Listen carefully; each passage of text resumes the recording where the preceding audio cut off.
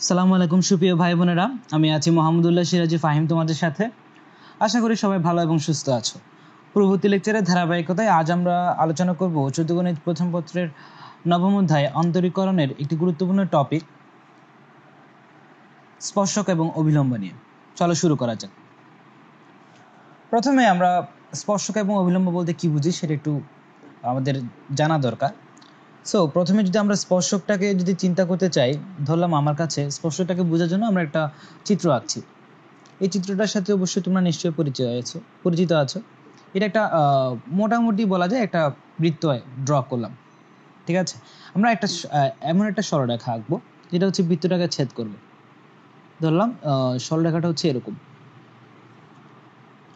ঠিক আছে। তাহলে আমরা কি বলতে পারছি, এই যে যদি এই সরলরেখাটা যদি এবি হয়, এই সরলরেখাটা আমার বৃত্তটাকে, ঠিক আছে, বৃত্তটাকে কি করেছে, দুইটা পয়েন্টে ছেদ করেছে না, বলতে পারছি দুইটা পয়েন্টে ছেদ করেছে। তো আমি একটা সরলরেখা এঁকেছি যেটা হচ্ছে বৃত্তটাকে ছেদ করেছে।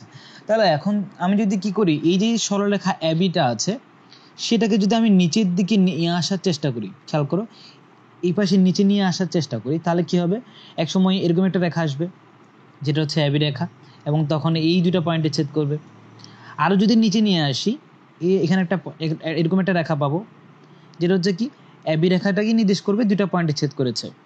আরও যদি নিচে নিয়ে আসি, একটা সময় আসবে যখন হচ্ছে আমার এবি সরলরেখাটা এই পয়েন্টটাকে জাস্ট স্পর্শ করে চলে যাবে। কি করছে, এই পয়েন্টটাকে স্পর্শ করেছে, জাস্ট কোনটা, এই যে পয়েন্টটাকে ধরলাম, এই পয়েন্টটা হচ্ছে পি পয়েন্টে কি করেছে, আমার এবি সরলরেখাটা ছেদ করেছে, স্পর্শ করেছে। এবং এই যে কাঙ্ক্ষিত যে সর্বশেষ যে রেখাটা পেলাম, এটাই হচ্ছে আমার স্পর্শক।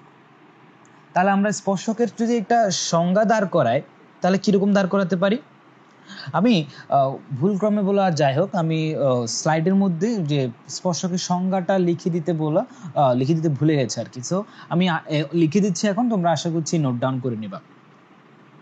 কোন সরলরেখা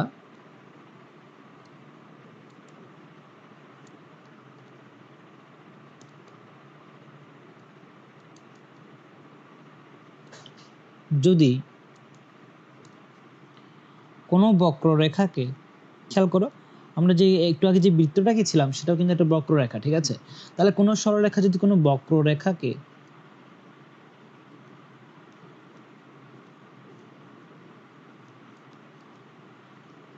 এমনভাবে ছেদ করে,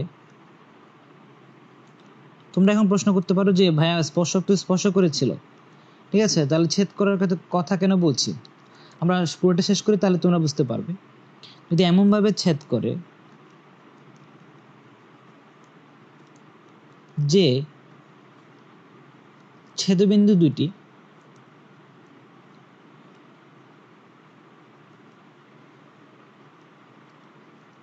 পরস্পর সমাপতিত হয়,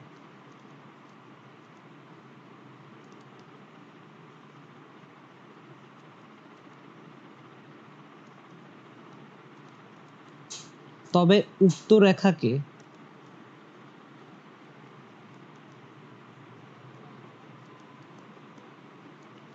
স্পর্শক বলে। উক্ত রেখাকে প্রদত্ত বক্ররেখার চাইলে লিখতে পারো, অথবা উক্ত রেখাকে বললেও চলে। উক্ত রেখাকে স্পর্শক বলে। কার স্পর্শক বলা হয়? প্রদত্ত বক্ররেখার। তোমরা চাইলে এটা লিখে দিতে পারো আগে, আমি জাস্ট বোঝানোর জন্য জাস্ট পরে লিখছি। তোমরা চাইলে এই জায়গায় প্রদত্ত বক্ররেখার এই যে এইটাকে এই জায়গায় লিখতে পারো। কোন জায়গায়? উক্ত রেখাকে প্রদত্ত বক্ররেখার স্পর্শক বলে। এখন এই জায়গায় তোমাদের সংজ্ঞাটার দিকে যদি তাকাই, তাহলে সংজ্ঞাটা কি বলছে, একটা সরলরেখা যদি কোনো একটা বক্ররেখাকে এমনভাবে ছেদ করে যে ছেদবিন্দু দুটি পরস্পরের সমাপতিত হয়।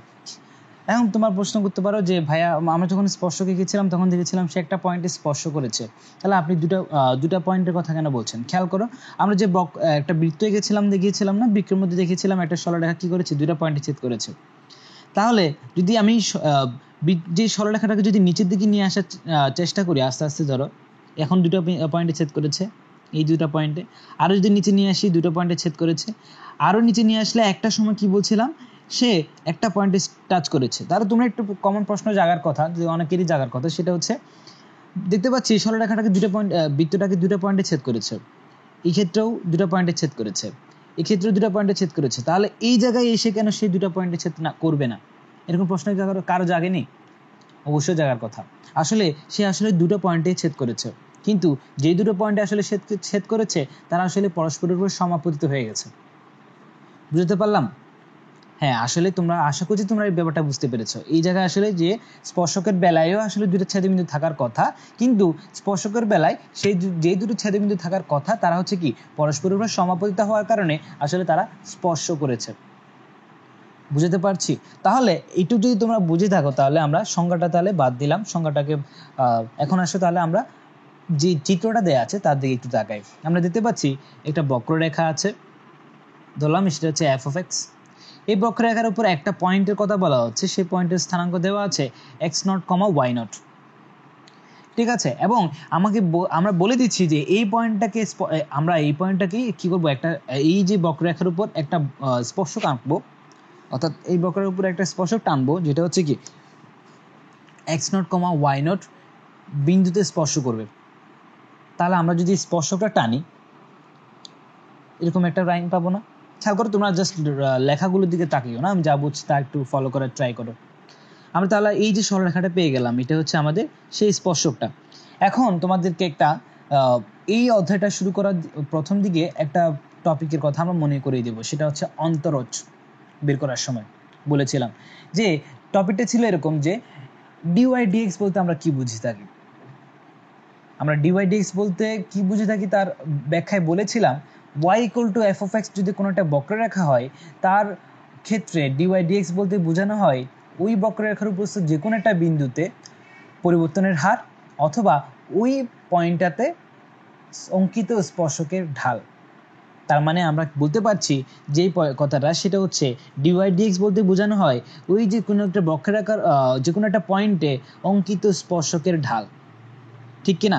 তাহলে আমার যদি একটা গিভেন পয়েন্ট যদি কি দেওয়া থাকে, গিভেন পয়েন্ট যদি দেওয়া থাকে x nought comma y nought, তাহলে আমরা এই যে বক্ররেখা অথবা এই যে স্পর্শক তার স্পর্শকের ক্ষেত্রে আমরা বলতে পারি কি এই স্পর্শকের জন্য ডিওয়াই ডিএক্স যদি x nought comma y nought বিন্দুতে বের করি তাহলে ডিওয়াই ডিএক্সটাকে কি প্রকাশ করবে? ওই বিন্দুতে স্পর্শকের ঢাল প্রকাশ করবে, ঠিক কিনা? বুঝতে পেরেছি? তাহলে তোমরা এখন আমাকে বলো, তোমরা নিশ্চয়ই সরলরেখা পড়ে এসেছো যেটা আমি নিয়েছিলাম, ঠিক আছে? ওই তাহলে সেই পূর্ববর্তী থিওরি অনুসারে অর্থাৎ পূর্ববর্তী জ্ঞান অনুসারে যদি তোমাদেরকে জিজ্ঞেস করা হয়, জাস্ট সরল মনে যদি জিজ্ঞেস করা হয় যে আমার কাছে যদি একটা পয়েন্টের স্থানাঙ্ক দেয়া থাকে যার স্থানাঙ্ক হচ্ছে x nought comma y nought এবং ওই যদি ওই বিন্দু দিয়ে যদি বলা হয় যে একটা সরলরেখা যাবে যার ঢাল দেওয়া আছে এবং ঢালটা হচ্ছে এম, তাহলে আমাদের কাছে সরলরেখাটা আমরা বের করতে পারতাম না? আমরা কোন সমীকরণ ইউজ করতাম? সেটা হচ্ছে y minus y nought is equal to m into x minus x nought. মনে পড়ে? এই সমীকরণটা আমরা ব্যবহার করতাম। এবং এক্ষেত্রেও আমরা যদি এই দেখতে পাচ্ছি যে আমরা যে বক্ররেখা আছে তার একটা পয়েন্টের স্থানাঙ্ক দেওয়া আছে এবং বলা হচ্ছে ওই বিন্দুতে ঢালটা আমরা জানি যেটা হচ্ছে এক্স নট কমা ওয়াই নটের মধ্যে দিয়ে আমরা বের করেছি, ঠিক আছে? অর্থাৎ কোনোভাবে দেয়া থাকবে অথবা বের করেছি ডিওয়াই ডিএক্স, অর্থাৎ আমরা জাস্ট পরিচয়টাই দিয়েছি। তাহলে এখন তোমরা বলো যদি ঢালের মানটা যদি কোনোভাবে দেয়া থাকে এবং যদি পয়েন্টের স্থানাঙ্ক যদি আমরা জানি তাহলে আমরা কি করতে পারি? এই বিন্দুতে স্পর্শকের ঢাল স্পর্শটা বের করে নিতে পারবো না? কারণ আমরা স্পর্শকের ঢাল কিন্তু জানি। বুঝতে পেরেছি? আমরা স্পর্শকের ঢালও জানি এবং ওই স্পর্শকটা একটা ফিক্স পয়েন্ট দিয়ে যাচ্ছে তার স্থানাঙ্কটাও আমরা জানি। তাহলে তোমরা তাহলে বলো যে স্পর্শকের তাহলে সমীকরণটা কি হবে? যেটা x nought comma y nought বিন্দু দিয়ে যাবে তার সমীকরণ হবে, দেখতে পাচ্ছি y minus y nought is equal to m into x minus x nought, যেখানে এম হচ্ছে কি ওই যে x nought comma y nought বিন্দুতে অঙ্কিত স্পর্শকের ঢাল ডিওয়াই ডিএক্স। বুঝতে পারছি? খেয়াল করো, তাহলে আমরা আশা করছি তাহলে এই যে স্পর্শকের ব্যাপারটা তোমাদেরকে আসলে বুঝাতে পেরেছি। তাহলে এবার আমরা চলে আসবো পরবর্তী আরেকটা টপিকে, সেটা হচ্ছে খেয়াল করো এই যে লাইনটা আবার লিখে দেওয়া হয়েছে, জাস্ট এম এর ভ্যালুটা এখানে বসিয়ে দেওয়া হয়েছে। এম এর ভ্যালুটা আমরা কি দেখেছিলাম? Dy dx at x nought comma y nought দেখলাম। তাহলে আমরা চলে আসি যে আমরা আজকের আলোচ্য বিষয় ছিল স্পর্শকের সাথে সাথে অভিলম্ব। খেয়াল করো ট্যানজেন্ট মানে হচ্ছে স্পর্শক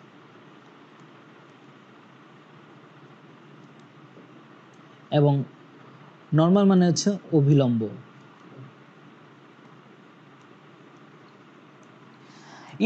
এই ক্ষেত্রে খেয়াল করো আমাদেরকে স্পর্শক এবং অভিলম্ব না লিখে তোমাদেরকে ট্যানজেন্ট এবং নর্মাল লিখে দেওয়ার একটা কারণ আছে। সেটা হচ্ছে আমরা সবসময় ইংলিশ টার্মগুলোকে অ্যাভয়েড করে চলে যাই, ঠিক আছে। কিন্তু অনেক সময় দেখা যায় যারা ইংলিশ মিডিয়ামে পড়ছে তাদের তো জানারই কথা, অনেক সময় দেখা যায় যে ধরো তোমরা যারা বুয়েট এক্সাম দিবা, ঠিক আছে, তোমরা যদি এই বিষয়টা ফেস করার কথা, সেটা হচ্ছে কীরকম দেখো, তোমরা যখন প্রশ্নটা দেখবা, অনেক সময় দেখা যাবে যে বাংলাটা পড়ে তুমি আসলে ঠিকমতো কোশ্চেনটাকে বুঝে উঠতে পারছো না, তখন কিন্তু তোমাকে ইংলিশ টার্মগুলো তোমাকে সহায়তা করবে প্রশ্নটাকে বোঝার জন্য, ঠিক আছে। সো আলটিমেটলি এই জায়গাটার জন্য তোমাদেরকে আসলে ইংলিশ টার্মগুলো একটু শিখে রাখা দরকার। এই জন্য আসলে টেনজেন্ট এবং নর্মাল এই দুটো আসলে খুব নর্মাল সিম্পল দুটো ওয়ার্ড, এই জন্য জাস্ট তোমাদেরকে আমি টেনজেন্ট এবং নর্মাল দিয়ে এটাকে হেডিংটা দিয়েছি, বুঝতে পারলাম। তাহলে এইটুকু তাহলে তোমরা বুঝেছো, তাহলে হচ্ছে স্পর্শক ব্যাপারটা গেলে। এখন আসো আমরা নর্মাল অর্থাৎ অবিলম্ব নিয়ে একটু আলোচনা করব। পরবর্তী স্লাইডে চলে আসি। তোমরা যদি সরলরেখার চ্যাপ্টারটা যদি আমার যদি লেকচারটা যদি দেখে থাকো, অর্থাৎ যদি আমার ভিডিওগুলো যদি ফলো করে থাকো, তাহলে তোমরা নিশ্চয়ই এটা জানার কথা, অথবা যারা সরলরেখা পড়েছ তারাও এটা জানার কথা যে দুটি সরলরেখা যদি পরস্পরের উপর লম্ব হয়, ঠিক আছে, দুটি সরলরেখা যদি পরস্পরের উপর লম্ব হয় আমরা, এবং যে দুটি সরলরেখার কথা বলা হচ্ছে তাদের ঢাল যদি যথাক্রমে m1 এবং m2 হয়, আমরা বলতে পারি ঢাল দুটার গুণফল ইজ ইকুয়াল টু -1। এবং এই কাজটাই ব্যবহার করা হবে যখন আমরা অভিলম্বের সমীকরণ বের করব। কীরকম? আমরা নিশ্চয়ই জানি স্পর্শক এবং অভিলম্ব পরস্পরের উপর লম্ব, ঠিক আছে। তাহলে স্পর্শকের ঢাল যদি আমাদের জানা থাকে, স্পর্শকের ঢাল যদি জানা থাকে m1 m2 = -1, এই ফর্মুলাটাকে ব্যবহার করে আমরা চাইলে কি অভিলম্বের ঢালটাও বের করে নিতে পারি। এখন দেখো অভিলম্বটা হচ্ছে কি ওই স্পর্শকের উপর লম্ব, ঠিক কি না? তাহলে অভিলম্বটা যদি স্পর্শকের উপর লম্ব হয়, তাহলে তোমরা বলো অভিলম্বটাও কি x0, y0 বিন্দু দিয়ে যাচ্ছে না? অবশ্যই যাচ্ছে। তাহলে আমরা যদি অভিলম্বের ঢালটা জানি এবং আমাদের কাছে তো স্পর্শবিন্দুর স্থানাঙ্ক দেওয়া আছে, তাহলে অভিলম্বের অভিলম্বের সমীকরণটাকে আমরা বের করে ফেলতে পারবো না? এই যে প্যাটার্নটা থেকে আগের মতোই জাস্ট স্পর্শকের সমীকরণ যেভাবে বের করেছি, একই প্রসেসের মধ্যে দিয়ে আমরা চাইলে কি অভিলম্বের সমীকরণটাও বের করে নিতে পারি। তাহলে এখান থেকে আমরা দেখতে পাচ্ছি যে অভিলম্বের স্লোপটা কি আসছে -1 স্লোপ অফ টেনজেন্ট, অর্থাৎ স্পর্শকের ঢাল। তাহলে এখানে যদি আমি স্পর্শকের ঢাল dy/dx যদি বসিয়ে দিই, তাহলে পেয়ে যাচ্ছি অভিলম্বের ঢাল হচ্ছে কি -1/dy/dx at x0, y0, ঠিক আছে। তাহলে আমরা যদি এখান থেকে জাস্ট আমরা কি করতে পারি, দেখতে পাচ্ছি আমাদের কাছে কি একটা ফিক্সড পয়েন্ট দেওয়া আছে যার স্থানাঙ্ক x0, y0। একইভাবে ওই যে অভিলম্বের কথা বলা হচ্ছে তার জন্য তার ঢালটাও আমাদের কাছে জানা। সো আলটিমেটলি আমরা চাইলে কি করতে পারি, আমরা সরলরেখার ক্ষেত্রে জাস্ট নর্মাল সূত্রটাকে ব্যবহার করে আমরা কি করতে পারি, এই জায়গায়ও আমরা অভিলম্বের সমীকরণটাকে বের করে ফেলতে পারি। তাহলে অভিলম্বের সমীকরণটা কি আসে দেখো, y - y0 = -1/dy/dx at x0, y0 into x - x0। বুঝতে পারছি? তাহলে এইটাই হচ্ছে আমাদের অভিলম্বের সমীকরণ। দেখো আসলে ব্যাপারটা অনেক সিম্পল। তোমরা যদি সরলরেখা যদি করে থাকো, সরলরেখা যদি সলভ করে থাকো, সরলরেখার ক্ষেত্রে যদি তোমাদের ন্যূনতম কনসেন্ট্রেশনও থাকে, তাহলে এই দুটো স্পর্শক এবং অভিলম্বের টপিকটা তোমাদের কাছে তেমন কোনো কঠিন বিষয় মনে হবে বলে আমার মনে হয় না, ঠিক আছে। তাহলে এখন স্পর্শক এবং অভিলম্বের সমীকরণ কীভাবে বের করা হয় তার ব্যাপারটা তাহলে আমরা বুঝতে পারলাম। এখন তাহলে তোমাদের কিছু পরবর্তী স্লাইডে চলে আসি, এবং এই যে পরবর্তী স্লাইডে তোমাদের কিছু গুরুত্বপূর্ণ টপিক নিয়ে আলোচনা করব। প্রথম ইম্পর্টেন্ট পয়েন্টটা হচ্ছে এরকম যে ধরলাম আমার কাছে এইটা যে কার্টেসীয় স্থানাঙ্ক ব্যবস্থা বুঝতে পারছি, দেখতে পাচ্ছি এক্স অক্ষের সমান্তরাল এটা যদি এক্স এক্সিস হয়, খেয়াল করো, এটা যদি ওয়াই এক্সিস হয়, তাহলে আমাদের এখানে একটা এক্স এক্সিসের সমান্তরাল একটা সরলরেখা দেখানো হচ্ছে। এখন তোমাকে বলা হচ্ছে যে তোমাদের কাছে যে এতক্ষণ আমরা কি পড়াচ্ছিলাম, যে স্পর্শক এবং অভিলম্ব কার, এখন একটা বক্ররেখার কোনো একটা ফিক্সড পয়েন্টে। তাহলে এখন তোমাদেরকে যে কথাটা বলবো সেটা হচ্ছে আমাদের যে স্পর্শকটা আঁকেছিলাম, ঠিক আছে, যে ট্যানজেন্টটা ড্র করেছিলাম, সেই স্পর্শকটা যদি এক্স এক্সিসের প্যারালাল হয়, অর্থাৎ এই যে এটা যদি স্পর্শক হয় এবং এটা যদি এক্স এক্সিসের প্যারালাল হয়, তখন কি হবে?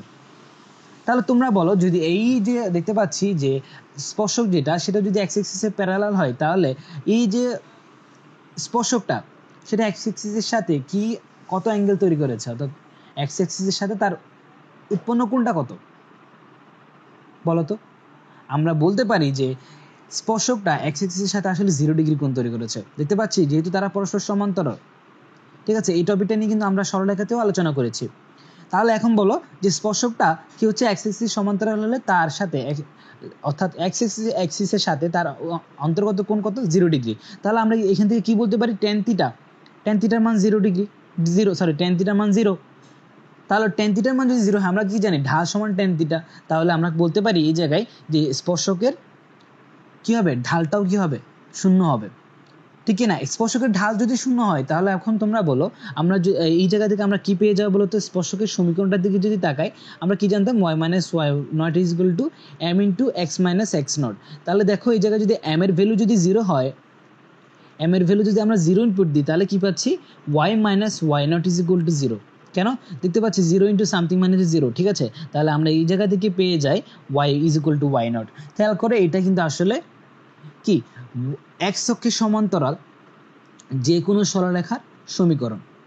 কোনটা? y is equal to y not.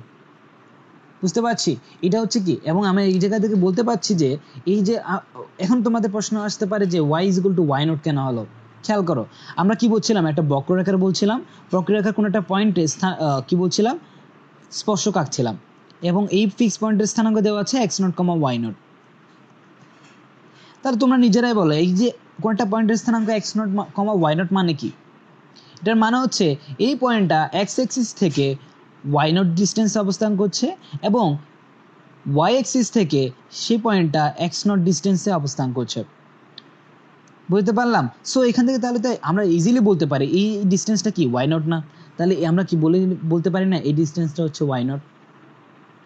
অবশ্যই বলতে পারি। তাহলে এই জন্যই এই জায়গায় y is equal to y nought এসেছে। খেয়াল করো ওয়াই নটের ভ্যালুটা একটা কনস্ট্যান্ট মান হবে, কারণ হচ্ছে এই পয়েন্টে স্থানাঙ্ক না, স্থানাঙ্ক মানে কি একটা কোনো একটা পয়েন্ট 1,2 2,3 যাই হোক, তাহলে এই জায়গায় ওয়াই নট একটা কি কনস্ট্যান্টের ভ্যালু আসবে। তাহলে y ইকুয়াল টু একটা কনস্ট্যান্ট, এটা কিন্তু কি নির্দেশ করে এক্স এক্সিসের সমান্তরাল যে কোনো একটা সরলরেখা নির্দেশ করে, যেটা আমরা এখানে আমরা এটাই কিন্তু বের করছি যে স্পর্শক যদি এক্স এক্সিসের প্যারালাল হয় অর্থাৎ সমান্তরাল হয় তাহলে আমাদের স্পর্শকটা কিরকম আসবে। তাহলে এখন যদি এটা যদি তোমরা বুঝে থাকো তাহলে এখন তো পরবর্তী টপিকটাও তোমাদের বোঝা খুব ইজি হয়ে যাবে। সেটা হচ্ছে এখন বলো এইটাকে আমরা পড়েছিলাম কি স্পর্শক যদি এক্স অক্ষের সমান্তরাল হয়, এখন আমরা বলবো স্পর্শক যদি ওয়াই অক্ষের সমান্তরাল হয়। তাহলে ব্যাপারটা কিন্তু খুব সিম্পল। এই ওয়াই অক্ষের সমান্তরাল বলতে কি বোঝাচ্ছি, দেখো একটা ওয়াই অক্ষ দেখতে পাচ্ছি, এইটা হচ্ছে ওয়াই অক্ষ, এইটা হচ্ছে কি এক্স অক্ষ, ঠিক আছে? তাহলে এখন দেখো ওয়াই অক্ষের সমান্তরাল বলতে কি বোঝাচ্ছি, একটা সরলরেখা বোঝাচ্ছি। এটা হচ্ছে যদি আমাদের হচ্ছে কি, এটা হচ্ছে আমাদের কাঙ্ক্ষিত স্পর্শক। তাহলে এখন বলো যদি এটা স্পর্শক হয়, এটা এক্স অক্ষের সাথে কি অ্যাঙ্গেল তৈরি করেছে বলো তো? 90 ডিগ্রি কোণ তৈরি করেছে। তাহলে অন্তর্গত কোণটা কত এক্স অক্ষের সাথে? অন্তর্গত কোণ হচ্ছে 90 ডিগ্রি। তাহলে আমরা এখান থেকে বলতে পারি কি 90 ডিগ্রি ভ্যালু আমরা কি জানি, অসংজ্ঞায়িত। তাহলে অসংজ্ঞায়িতকে আমরা চাইলে কি লিখতে পারি, স্লোপ ইজ ইকুয়াল টু 1/0 লিখতে পারি না? অসংজ্ঞায়িতকে ইনফিনিটিকে 1/0 লিখতে পারি। তো সো আলটিমেটলি আমরা যদি এখন স্পর্শকের সমীকরণটির দিকে তাকাই তাহলে আমরা কি পাচ্ছি y minus y nought is equal to m into x minus x nought. খেয়াল করো তাহলে হচ্ছে এখন যদি এই যে স্লোপের ভ্যালু যদি আমরা বসিয়ে দিই তাহলে কি পাচ্ছি y minus y nought is equal to 1/0 into x minus x nought. এটার মানে কি, এটা হচ্ছে আমরা যদি জিরোকে যদি পক্ষান্তর করে দিই তাহলে আমরা কি পেয়ে যাচ্ছি x minus x not is equal to 0। এবং এটাই আমরা এখানে দেখতে পাচ্ছি কীরকম এক্স, এটাই হচ্ছে কি তাহলে আমাদের x minus x not is equal to 0, তার মানে কি এক্স ইজ ইকুয়াল টু কি এক্স নট। বুঝতে পারলাম? এখন প্রশ্ন হচ্ছে x equal to x not বলতে কি বোঝানো হচ্ছে? এটা বোঝানো হচ্ছে যে এই যে ডিস্টেন্সটা এটা হচ্ছে এক্স নট, এবং খেয়াল করো এই যে x equal to x not মানে বোঝানো হচ্ছে এইটা হচ্ছে কি x equal to x not সরলরেখা, যেটা হচ্ছে কি একটা স্পর্শক, এবং স্পর্শকটা কি ওয়াই অক্ষে প্যারালাল। বুঝতে পারছি? তার মানে এখান থেকে আমরা এটাও বুঝে গেলাম যে স্পর্শক যদি ওয়াই অক্ষের প্যারালাল হয় সেটাও কি হবে, একটা কি হবে এক্স ইকুয়াল টু কনস্ট্যান্ট জাতীয় একটা রাশি হবে, মানে এক্স ইকুয়াল টু কনস্ট্যান্ট হবে। তাহলে সেটা আমরা কি প্রকাশ করবে, একটা ওয়াই অক্ষের প্যারালাল স্পর্শকের সমীকরণকে নির্দেশ করবে। বুঝতে পারলাম? আশা করছি তাহলে এই টপিকটা তোমাদেরকে বোঝাতে পেরেছি। তাহলে এখন আসো আমরা পরবর্তী স্লাইডে চলে আসি। পরবর্তী স্লাইডে আরেকটা এবং লাস্ট একটা টপিক নিয়ে আলোচনা করা হচ্ছে, সেটা হচ্ছে যদি দুটো সমান্তরাল লাইন দেয়া থাকে তাহলে কি হবে। ধরলাম আমার কাছে দুটো সমান্তরাল লাইন দেওয়া আছে, আমরা তাহলে কি বলবো, তাদের যদি ঢাল আমাকে বের করতে বলা হয় তাহলে আমরা কীভাবে বের করব? আমরা প্রথমে দেখব যে এই যে সরলরেখাটা তারা এক্স অক্ষের সাথে কি কোণ তৈরি করেছে। যেহেতু তারা পরস্পর সমান্তরাল, তারা আমরা বলতে পারি তারা পরস্পর তারা একই কোণ অর্থাৎ এক্স অক্ষের সাথে সেম অ্যাঙ্গেল তৈরি করেছে। বলতে পারি না? বলতে পারি তো। তাহলে এখন দেখো আমরা এই লাইনটা এখানে আসলে এক্সট্রা করে দেখিয়ে দিয়েছি যাতে আমাদের পরবর্তী যে প্রবলেমগুলো সলভ করব তার জন্য আমাদের সুবিধা হয়। তাহলে আমরা কি বলবো, যে যদি দুটো সরলরেখা পরস্পর সমান্তরাল হয় তাদের ঢাল সমান। তাহলে এখন যে তিনটা ইম্পর্টেন্ট টপিক নিয়ে আমরা কথা বলেছি সেই তিনটা টপিকটা আবার রিভাইজ করে নিই। এরকম প্রথম যে টপিকটা ছিল সেটা কি ছিল, যদি আমার যে স্পর্শকটা আছে সেটা যদি এক্স অক্ষে সমান্তরাল হয় তাহলে কি হবে, সেই সরলরেখাটার সমীকরণ আসবে y ইকুয়াল টু কনস্ট্যান্ট। যদি আমাদের যে স্পর্শকটা আছে, আমরা যে স্পর্শকটা আঁকছি সেটা যদি y অক্ষের সমান্তরাল হয় তাহলে সে x ইকুয়াল টু কনস্ট্যান্ট একটা রাশিমালা আসবে। আবার যদি দেয়া থাকে যে দুটো সরলরেখা পরস্পর সমান্তরাল, তাহলে আমরা ধরে নিব যে তারা x অক্ষের সাথে সমান কোণ তৈরি করছে এবং তারা পরস্পর যে তাদের ঢাল পরস্পর সমান। আশা করছি তাহলে এই পর্যন্ত তোমরা বুঝতে পেরেছো। এখন পরবর্তী লেকচারে তাহলে আমরা কি করব, এই যে স্পর্শক এবং অবিলম্বের সমীকরণ কিভাবে নির্ণয় করা হয় তা নিয়ে কিছু প্রবলেম দেখব। এবং এই যে আশা করছি এই যে ব্যাপারগুলো দেখালাম সেগুলো হচ্ছে তোমাদের স্পর্শক এবং অবিলম্বের প্রবলেমগুলো সলভ করার ক্ষেত্রে ভিত্তিমূল হিসেবে কাজ করবে, অর্থাৎ রূপ হিসেবে কাজ করবে। আজ তাহলে এই পর্যন্তই। পরবর্তী লেকচার দেখার জন্য আমন্ত্রণ রইল। ধন্যবাদ।